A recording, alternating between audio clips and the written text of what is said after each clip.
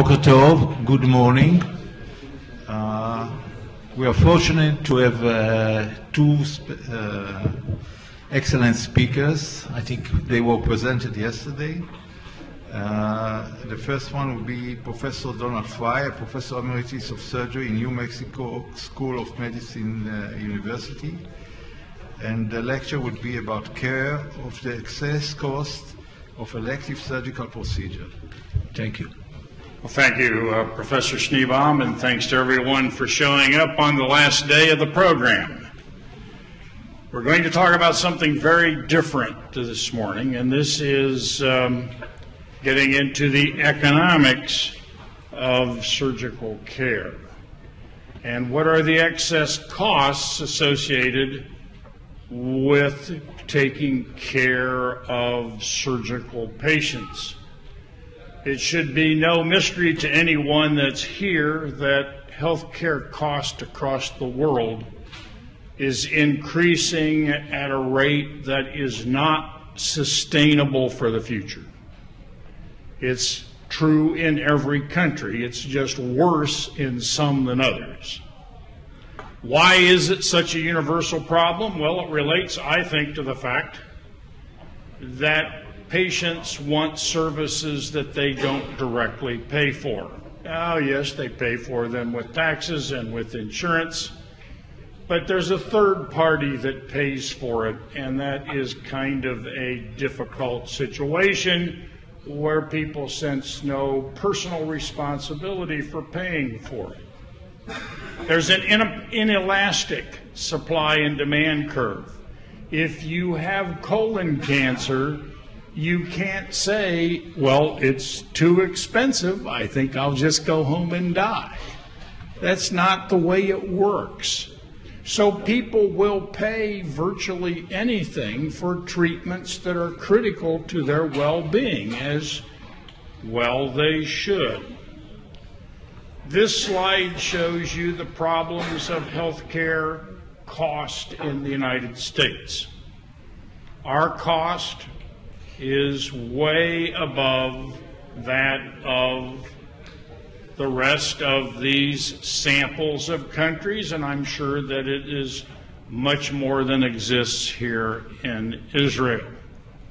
The thing I would point out to you, however, is that the slope of these curves for all countries is up. And it is up at a rate faster than gross domestic product is growing. So that means that the cost of health care is consuming a larger portion of the available monies in the economies of the world. Why is it so expensive? It's expensive because complications, errors and complications increase cost. Healthcare efficiency and the appropriateness of what is done is being challenged. Access to care, when you make everybody eligible, it runs up the cost of care. The workforce and the infrastructure is limited, so it means with more patients pursuing care, the cost of services go up. Technology is driving the cost of services up. We talk about consumer-driven demand. Patients hear about things in the media, and they want all of it. There's the feudal care issue, which I think is very important. The end-of-life decisions where we spend large amounts of money for no benefit for the patient. In the U.S., the issue of litigation is huge. A general surgeon in Chicago pays $125,000 US a year for malpractice insurance for a general surgeon. Medical education is expensive, so all of our physicians in the United States in particular have huge indebtedness when they finish that has to be paid back. And then we have the problem of our lifestyle. causing increased costs. Too much tobacco, too much alcohol, too many sexually transmitted diseases, automobile accidents. In the U.S., we have an epidemic of civilian gunshot wounds, like 650,000 a year. And those all result in huge costs, and yet we find people are reluctant to change behavior. There have been sort of two schools of thought about the issue of effectiveness and efficiency. There is the Wennberg school of thought, that it's totally supply-driven, that we do too many things more than we need to. And then there is the Reinhardt concept from Princeton, which says that actually there is not overutilization in the United States, but the cost of each service is too much. And here's a slide that shows why I think that the Reinhardt principle is correct. When you look at consumption of healthcare resources on a per capita basis in the United States, the U.S. is at about the average of the world in terms of number of physician visits, annual inpatient days in the hospital, lengths of stay in the hospital, number of hospital beds. We are about the same for our population. Where we are different, for example, is what we pay for physician services and what we pay for a hospitalization event. So we have tried to develop within the organization that I now work for methods to change the way healthcare is paid for in the United States. It is a formidable task, to say the least. And one of the things we have to do is define what are the excess costs. And so to define excess costs, we look at the total cost of the hospitalization, the physician, and 90 days of care after the patient is discharged. We define what is an adverse outcome. Defining complications is difficult, and I'll amplify that in a second. We define what is the cost of a routine case of surgical case. What does it cost if everything goes well without an adverse event? And if there is an adverse event, how much cost does that add to the patient's care, so that we can try to define what are the number of dollars that we could potentially salvage if we made care more efficient at a high level of quality. We do that by looking at hospitals. We have 5,500 hospitals in the U.S. We look at hospitals that are outliers in terms of the numbers of adverse outcomes that they have on a risk-adjusted basis. We take those hospitals out of the study population. We look at those that are cost outliers, and we move those from the study population. And then we develop payment models linked to the reference hospitals of the country, the 75% that are reasonably efficient and have good outcomes. And once we have that risk model, we can then predict how many dollars on a given patient level could be deemed to be savings or excesses to be salvaged. The story starts, however, with defining what is a complication. As many of you know, defining what is a bad outcome versus an acceptable outcome gets to be difficult. And as Humpty Dumpty once said in literature from Lewis Carroll in 19th century England, for most of us, a complication is what we want to define it ourselves. There is not a standardized way of doing it. And complications carry with them all kinds of collateral issues. Were they avoidable, unavoidable? Were they major? Were they minor? Was it negligence or was it an act of God? I should be careful talking that way in Israel. But the fact of the matter is everybody puts their spin on what is a complication. And so we've tried to define what is an adverse outcome. If you died, that's not a good outcome. If you are a risk-adjusted length of stay outlier for your hospitalization, that inevitably points to major complications that kept you in the hospital for 3 standard deviations beyond the mean of the population.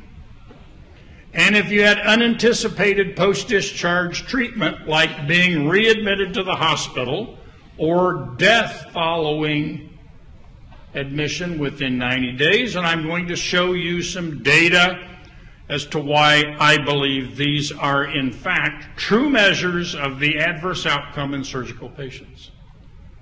One of the keys that we turned to was looking at the industrial quality management literature, and could we apply some of those principles to surgical care?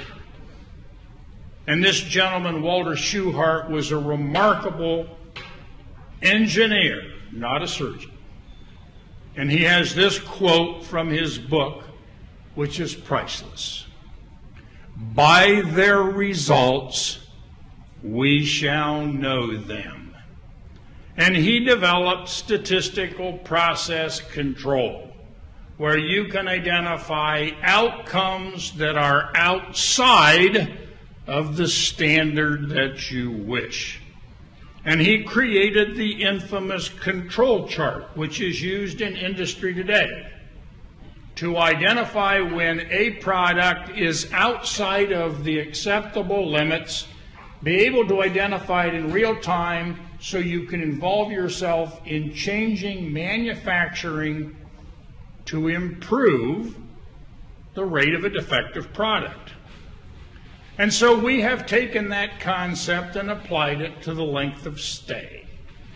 What should be a length of stay? What is the normal variation? And what is special case variation that results in these outliers, all of which have had significant complications of their care that's prolonged hospitalization and prolonged cost. And so here's how we did it.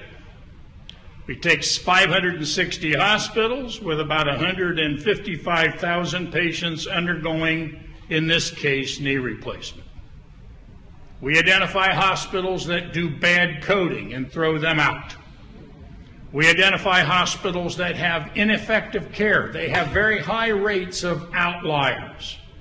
We remove them.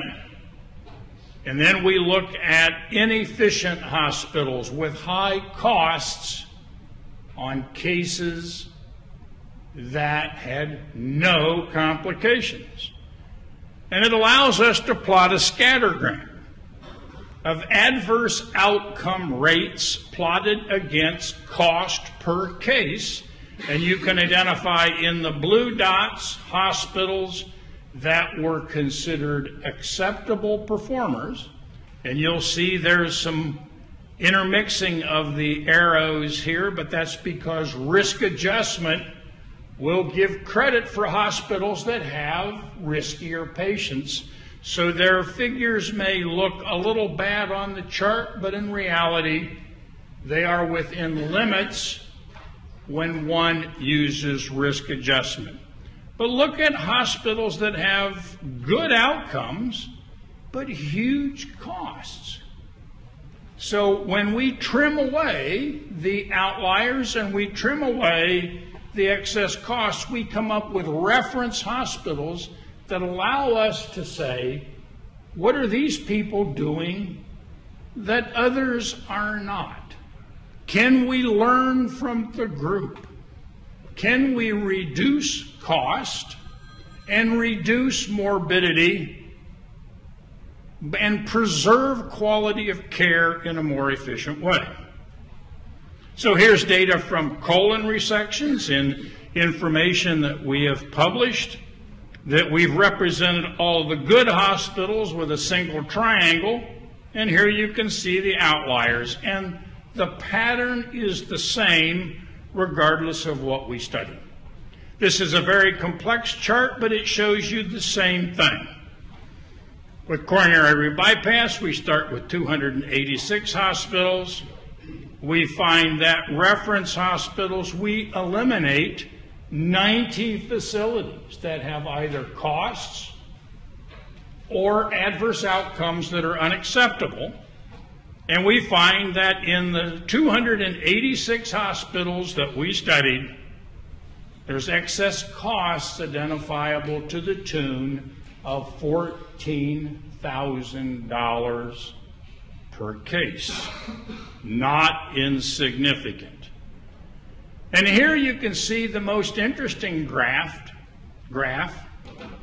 and that is that for inpatient care in the United States, the greatest cost is due to inefficiency. Ineffective hospitals, hospitals that have high adverse outcome rates, interestingly, are cheap hospitals.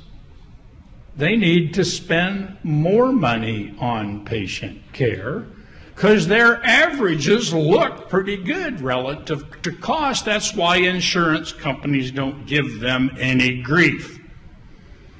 But you'll notice that of what we consider to be excess costs of surgical care, 95% generally evolves around inefficiency relative to the reference group of patients.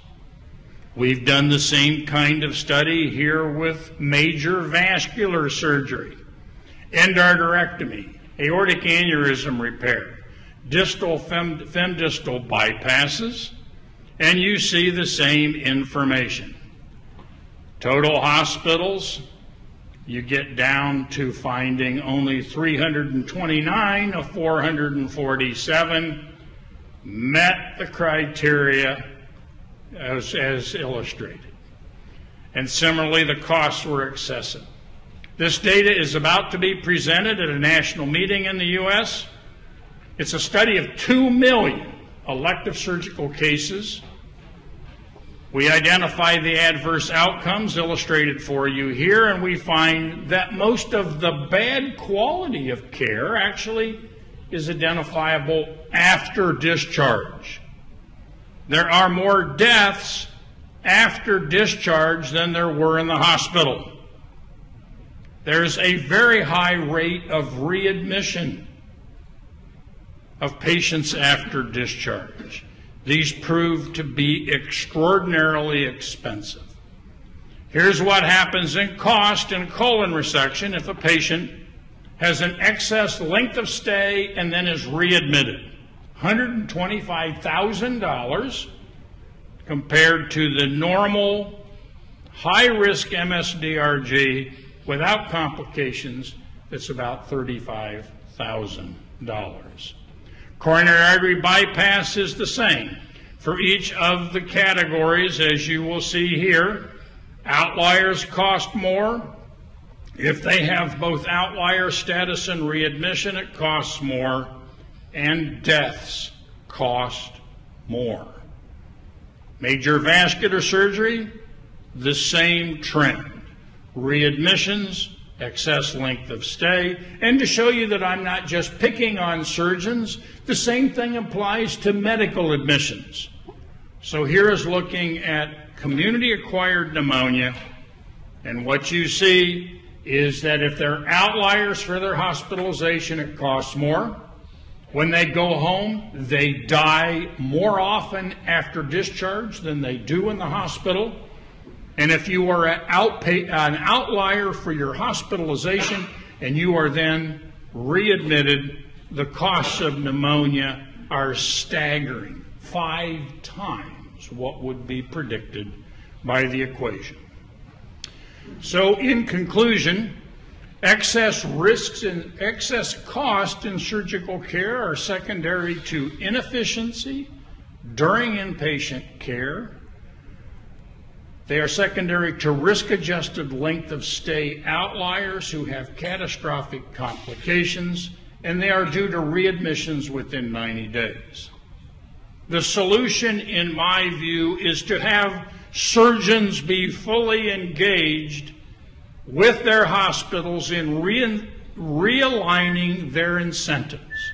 And we're actually proposing that there be an financial incentive, even for surgeons, that money saved in the hospital by exercising the kinds of things we're proposing would actually give a financial incentive to surgeons to not just be providing care, but to be the guardian of the financial resources that are used in spending for patient care. So we're proposing the fully bundled payment, the complete packaging of payment for the inpatient care for the physician for 90 days of postoperative care after discharge, in the hopes that we could engage surgeons with their hospitals to try to maximize outcomes and to minimize the costs of care.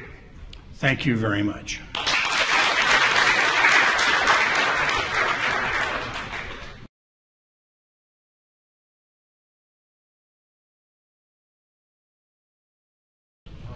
Thank you for this interesting question. My question to you, did you look at and you find out whether the hospitals are the same for all sorts of surgery, or like there is one hospital? Excellent question. And what we find is that each hospital can only be evaluated in each surgical area. We find some hospitals that have real efficiency and excellent outcomes in joint replacement, but they do very poorly in colon surgery surgery operations. It reflects, in our view, that it's not really a quality statement about the hospital itself, but that physicians drive the utilization of resources and that they drive the quality that exists within the institution, and it's different for different programs in the same hospital. And the second question, are you not concerned that if you come there's always like, what is the mixture of cases in every hospital? If you start to give incentive to one hospital, then the mix of the patient will be young patient, good criteria, and in the other hospital will get everything. Understand? And what we do is these are all risk-adjusted data. We develop, I don't have time, even if I was talking all day, to explain to you how we do risk adjustment. But we do risk adjustment so that if you have a patient with more risk factors, you are paid more money. You have more budgeted, anticipated days of hospitalization. And likewise, the upper limit on what represents inappropriate cost and inappropriate length of stay is proportionately increased as a function of risk. So we eliminate what we call cherry picking of hospitals having the less risky patients, because we try our best to develop the best risk equations that allows the difference in severity of illness to be adjusted by the way we measure both cost and outcomes. Thank you. Please. Yeah. Don, thank you for a phenomenal talk. Jeff Kashuk from Dallas, live in Israel.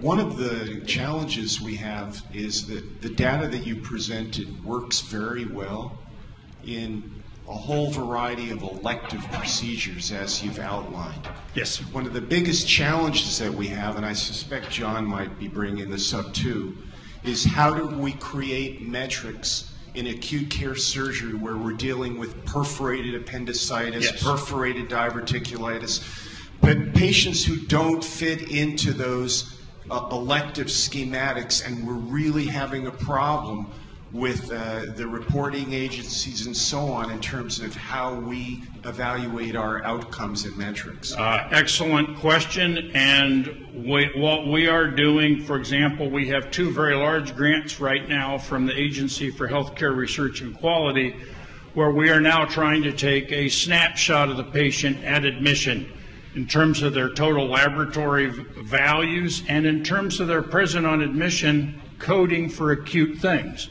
Did they have shock when they came in? Were they infected when they came in? What was their physiologic profile?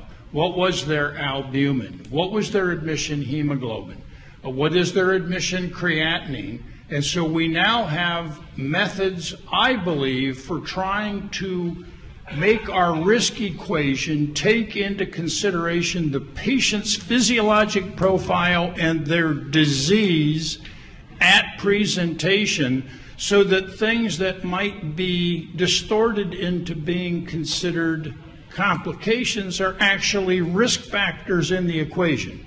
So I actually believe that acute surgical care, acute general surgery care, is going to be a magnificent laboratory for us to go forward and to try to put the risk profile together as you've described, because the reason we started with elective surgery is that was easiest. The hard one is now going to be moving into the acute surgical care. Thank you. Thank you very much for your excellent talk, Arnon Afek of the Ministry of Health. Israel is different. We were talking about it yesterday, but Israel spends 7.9% of its GDP on health. The American is like 16 or 17%, and it's been constant for the last 15 years. Nothing has changed. There are many reasons for that, and we don't have time right now to talk it over, but I can tell you, for example, for surgeries, and these people know that, they are being paid a sum, a DRG, which is constant. That's the sum they're going to get. And it's not a cost plus or dependent on performance. If they'll perform better, they'll get more will remain at the hospital level. And if they perform bad, then the hospital will have to pay for that. So why don't you move to a standardized, something which is reasonable for the states, set up this sum, and the bad hospital will be out of the game? First of all, we have DRGs for our Medicare population. What we're proposing for the solution really is kind of the Israeli solution, in the sense that what you're doing is what we would like to do, have a hospital fixed price for everything. Except we want to fold in all of the physician payments, and we want to fold in 90 days following discharge, because I'm curious whether you give a new DRG if the patient's readmitted 15 or 17 days later.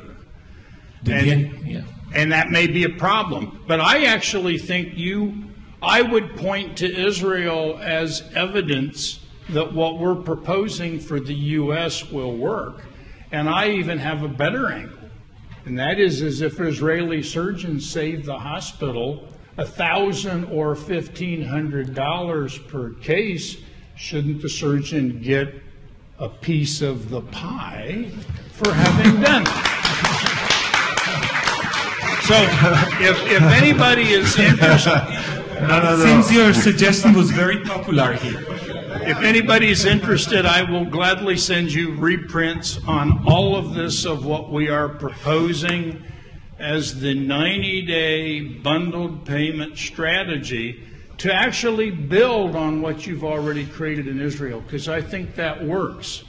The problem with the salary, of course, is I would still like to see us reward volume of patients cared for, not volume of services ordered. Big difference. Thank you. Thank you very much. And I hope that the Ministry of Health will take it.